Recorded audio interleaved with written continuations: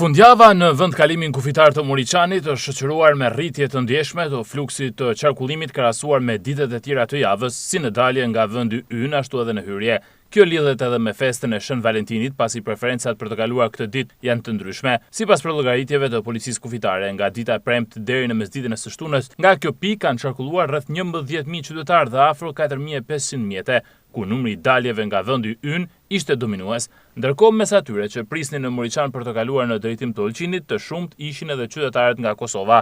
Ato shprehen se udhëtimi kishte qenë normal dhe vlerësuan pozitivisht për sigurinë prezencën e policisë rrugore gjatë fundjavës në akset kryesore, nga rruga e Kombit deri në Shkodër. Unë vi nga Podojeva, rrugës mirë kam kalu, kontrollat mdoja, ka trepta nga policia, që është me sukses.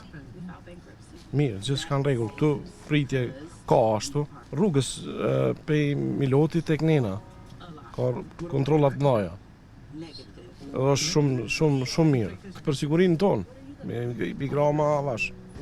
Vina nga Prishtina, udhëtimi ka qenë mirë. Po pritja për shiqon pak është e gjatë, po megjithatë është në rregull. Ku të shkoni? Në Olqin.